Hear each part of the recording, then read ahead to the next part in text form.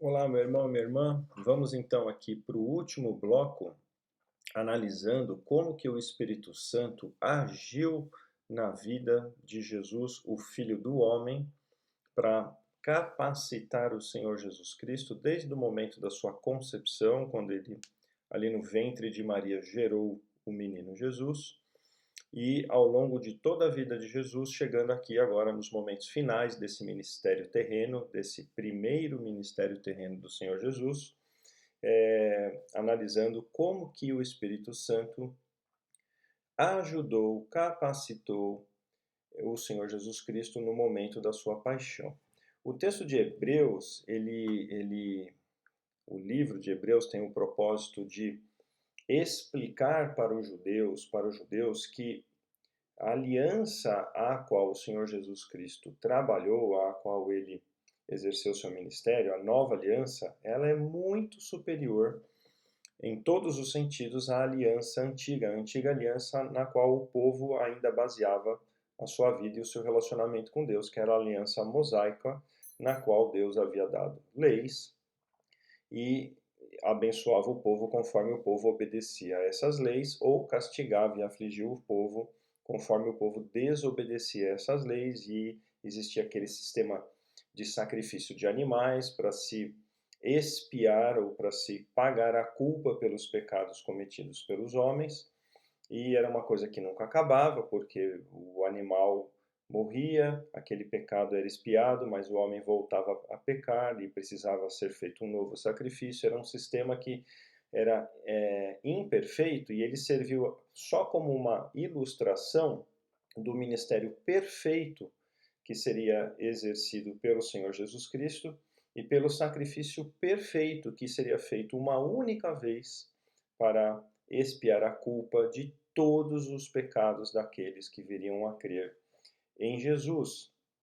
E esse sacrifício, mediante a morte do Senhor Jesus Cristo, ele foi exercido com o auxílio, com o amparo, com o consolo e com o poder do Espírito Santo. Esse texto de Hebreus, ele vai citar, ele não vai explicar tudo isso que eu estou falando aqui com respeito à ação do Espírito Santo, de que maneira o Espírito Santo capacitou o Senhor Jesus, mas ele cita que o Senhor Jesus se ofereceu como sacrifício pelo Espírito Santo. Então o texto vem discorrendo a respeito desse sacrifício e de vários aspectos desse sacrifício, e aqui no versículo 14 do livro de Hebreus, o autor cita: quanto mais então o sangue de Cristo, que pelo Espírito eterno se ofereceu de forma imaculada a Deus, purificará a nossa consciência de atos que levam à morte, de modo que sirvamos a Deus. Então,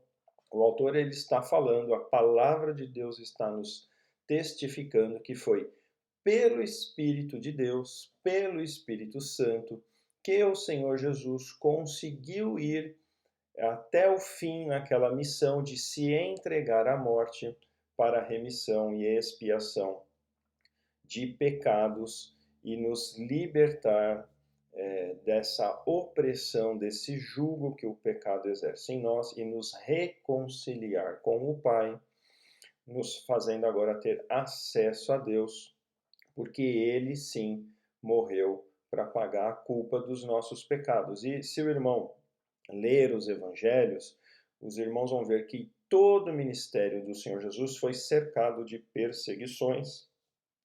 Os incrédulos, muitos religiosos, sempre quiseram matar o Senhor Jesus, e esses momentos que antecederam a morte do Senhor Jesus, quando ele vai naquela madrugada de quinta-feira, depois de ter celebrado a comunhão da Páscoa e da ceia, junto aos discípulos, de ter tomado vinho, ter comido pão, ter anunciado que ali estava começando a valer a nova aliança. Ele vai então naquele jardim Getsemane, e ele vai orar, e o coração dele está profundamente angustiado, ele está profundamente abatido, ele está profundamente triste, ele está com as emoções dele ruindo a ponto de orar e orar e pedir a ajuda dos discípulos que orassem com ele, ele chega a suar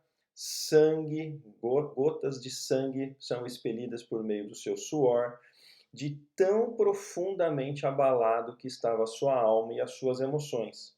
Muito bem, uma pessoa nessas condições provavelmente joga a toalha e desiste de cumprir a missão, né, que ele havia recebido.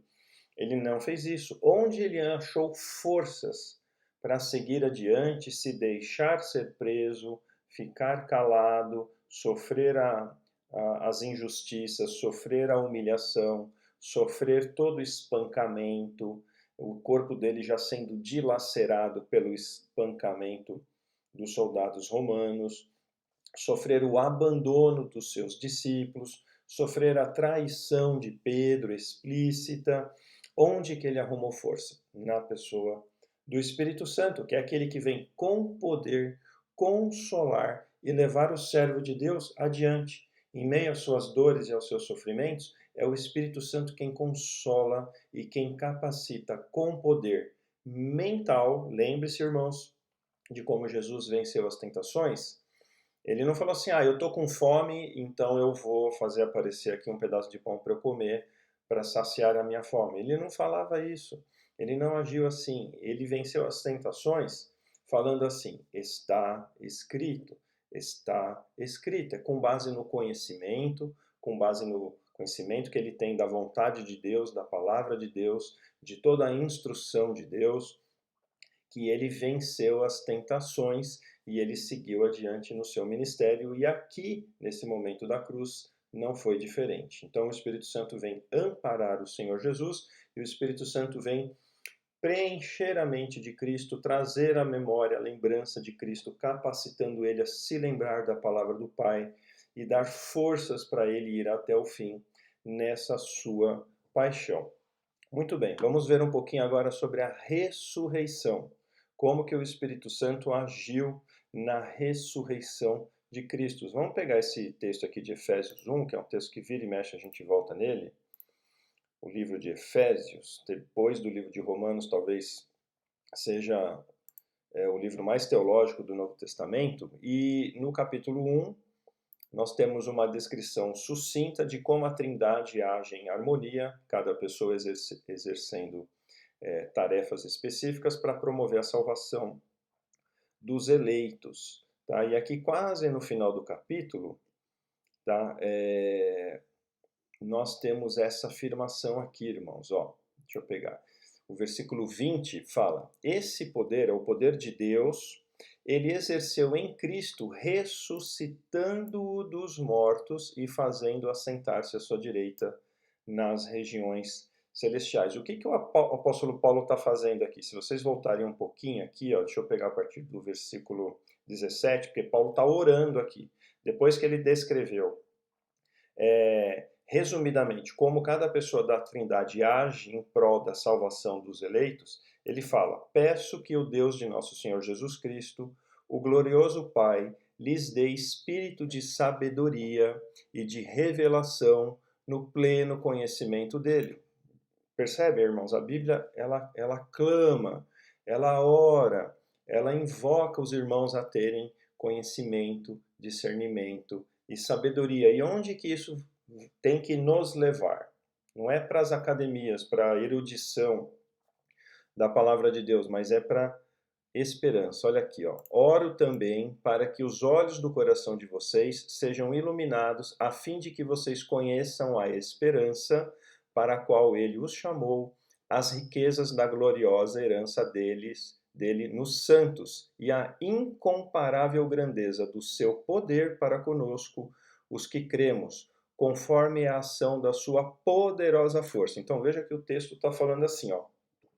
O apóstolo Paulo está orando. Eu oro para que Deus conceda a vocês, Efésios, da igreja de Éfeso, conhecimento, discernimento e sabedoria, para que por meio disso vocês consigam enxergar a esperança que vocês têm em Cristo de o quê? Ressuscitarem de maneira poderosa, vencerem a morte e desfrutar da vida eterna. É isso que ele está falando. tá bom? E olha como a palavra poder ela vai aparecendo repetidas vezes aqui, ó. Poder, poderosa força. E aí vem esse poder, o poder de Deus que ressuscitou Jesus, ó, esse poder ele exerceu em Cristo. De que maneira esse poder foi exercido em Cristo? Ressuscitando-o dos mortos e fazendo-o assentar-se à sua direita nas regiões celestiais. Então, Deus está falando assim: o Pai exerceu poder sobre o Filho, ressuscitando-o dos mortos. E como que o Pai fez isso? Agindo por meio do Espírito Santo, e pelo poder do Espírito Santo, Cristo foi ressuscitado, porque o Espírito Santo vindicou, ou seja, o Espírito Santo atestou que aquele que ali estava morto era um filho de Deus, e sendo filho de Deus, ele foi ressuscitado para a vida eterna.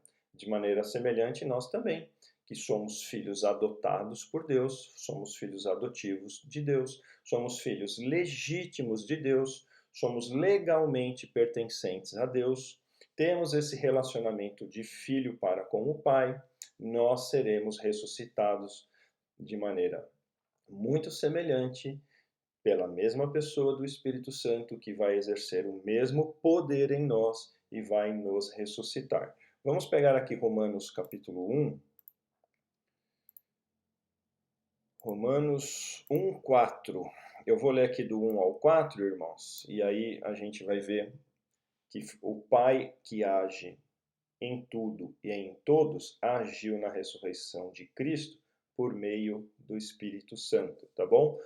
O Paulo está começando a sua carta assim: Paulo, servo de Cristo Jesus, chamado para ser apóstolo, separado para o evangelho de Deus, o qual foi prometido por ele de antemão, por meio dos seus profetas nas Escrituras Sagradas, acerca de seu filho que, como homem, era descendente de Davi, e que, mediante o Espírito de santidade, foi declarado Filho de Deus com poder pela sua ressurreição dentre os mortos, Jesus Cristo, nosso Senhor. Então, reparem que o versículo 4, ele está associando a ressurreição de Cristo à ação poderosa do Espírito Santo, que veio da parte do Pai. Então, mediante o Espírito de santidade, foi declarado Filho de Deus, como eu já fui declarado Filho de Deus pela fé em Cristo Jesus, como você que é crente de verdade, não só religioso que vai à igreja, mas você que é crente de verdade, você também foi declarado Filho de Deus com poder, e isso será ratificado, isso será consumado de uma vez por todas no momento da nossa ressurreição, quando o poder do pecado não terá mais nenhuma influência e nenhum exercício sobre a nossa vida. Satanás será destruído, o pecado será destruído e a morte será destruída. E nós, filhos de Deus, pelo poder do Espírito Santo, sendo declarados filhos de Deus, ressuscitaremos para a vida eterna. Então você tem aqui o Espírito Santo agindo em todos os momentos essenciais do ministério de Jesus. Agiu ali na sua crucificação, ajudou Jesus a ir até a morte, pegou Jesus, ressuscitou Jesus e por fim, irmãos, ele conduziu o Senhor Jesus entre as nuvens até o trono da graça, o trono da glória. Vamos dar uma olhadinha aqui no livro de Atos, no primeiro capítulo. O livro de Atos é o livro que conta os atos dos apóstolos por meio da força e do poder do Espírito Santo, tá bom? Alguns teólogos até chegam a falar que é o livro de Atos do Espírito Santo, não Atos dos Apóstolos. Vamos ver aqui o capítulo 1, versículo 8, 9 e 10. Então o Senhor Jesus, ele aparece ali depois da sua ressurreição várias vezes para os discípulos, às vezes de maneira íntima ali, só para os discípulos, às vezes no meio de algumas multidões, e ele ainda realiza alguns milagres, ele restaura o relacionamento com Pedro, ele chama Pedro, fala: Pedro, tu me amas, então faz o que eu estou te mandando, e ele se reconcilia com Pedro, ele dá as instruções para a igreja, e aí ele ascende aos céus e vai assentar-se no trono da glória do universo e de toda a humanidade, aguardando até que o Pai determine que ele volte e tenha o seu segundo ministério terreno, o ministério do reino que há de vir, que nós estamos aguardando. Então vamos ler aqui o versículo 8 e 9 para finalizar essa aula. Mas receberão, deixa eu pegar um versículo antes aqui. Vou pegar do 6 para vocês entenderem melhor o contexto, tá bom, irmãos? Os discípulos estão lá com ele e os discípulos estão falando, bom, ele morreu, mas ressuscitou, agora ele vai restaurar o reino de Israel. Agora ele vai sentar no trono do reino, nós vamos nos libertar da opressão desse outro reino estrangeiro, do reino romano, e nós voltaremos a ser uma nação com governo próprio. É isso que está na cabeça dos discípulos. Olha o que o Senhor Jesus fala. Então os que estavam reunidos lhe perguntaram, Senhor, é neste tempo que vais restaurar o reino a Israel? Ele lhes respondeu, não lhes compete saber os tempos ou as datas que o Pai estabeleceu pela sua própria autoridade, mas receberão poder quando o Espírito Santo descer sobre vocês e serão minhas testemunhas em Jerusalém, em toda a Judéia e Samaria e até os confins da terra. Tendo dito isso, foi elevado às alturas enquanto eles olhavam, e uma nuvem o encobriu da vista deles. Então você tem aqui o Senhor Jesus Cristo falando, olha, ainda não chegou o tempo de eu sentar-me no trono de Israel. Esse tempo há de vir, mas não compete a vocês saber quando. Porém, uma coisa eu falo para vocês: eu vou subir e sentar no trono dos céus. E daquele trono eu vou continuar com vocês por toda a eternidade. De que maneira? Por meio agora do Espírito Santo, que vai agora protagonizar a obra de Deus de uma maneira íntima com vocês, porque ele vai vir habitar em vocês. Isso vai ficar um pouco mais claro quando a gente for estudar Atos 2. E o Senhor Jesus Cristo está falando assim: vocês receberão poder quando o Espírito Santo descer sobre vocês. E é um poder não para ficar curando ou fazendo as pessoas ficarem ricas, mas é um poder para ser testemunha de Jesus em todos os lugares. Jerusalém, que era aquele lugar que eles estavam, Judéia, que era a região, Samaria, que era a próxima região já miscigenada com estrangeiros, e confins da terra, abrangendo toda a terra. É isso que a igreja está fazendo, ela está sendo testemunha de Cristo em todos os confins da terra. E ele falou, vocês serão capacitados com poder pela pessoa do Espírito Santo que vai agora habitar sobre vocês. Então, esse foi o anúncio de Jesus, e aí como é que ele subiu aos céus? Mais uma vez aparece a imagem aqui das nuvens conduzindo o Senhor Jesus Cristo ao céu. Né? Deus poderia ter deixado o céu totalmente sem nuvens, ter vindo um raio de sol glorioso, dourado, iluminando, colocado um arco-íris no fundo. Ele não fez isso, ele colocou o quê? Nuvens, tá? As mesmas nuvens que simbolizavam a presença de Deus no Antigo Testamento, na saída do Egito, sobre o tabernáculo, essas mesmas nuvens, irmãos, elas aparecem aqui como um símbolo da pessoa do Espírito Santo, pegando Jesus homem e levando Jesus homem até o trono da glória, tá bom? Então, dessa maneira, nós percebemos em vários textos de diferentes formas e com uma atuação muito diversificada, o Espírito Santo capacitando Jesus homem e participando de todos os momentos do ministério da vida do Senhor Jesus Cristo aqui na terra. E assim também é conosco, nós, aqueles que somos gerados pelo Espírito Santo, que nascemos de novo e que agora somos declarados filhos de Deus por adoção, somos levados à fé e à obediência a Jesus Cristo por meio da obra do Espírito Santo, como eu espero começar a estudar com os irmãos a partir das próximas aulas, tá bom? Então, irmãos, por hora é isso, a aula de hoje acaba aqui, ficam aí os textos para vocês poderem ler com mais calma, meditar neles, sempre em oração, antes, durante e depois das suas leituras, Compartilhem, desfrutem disso, porque isso é a palavra de Deus. Espero que tenha abençoado os irmãos, tá bom? Até a próxima, boa semana.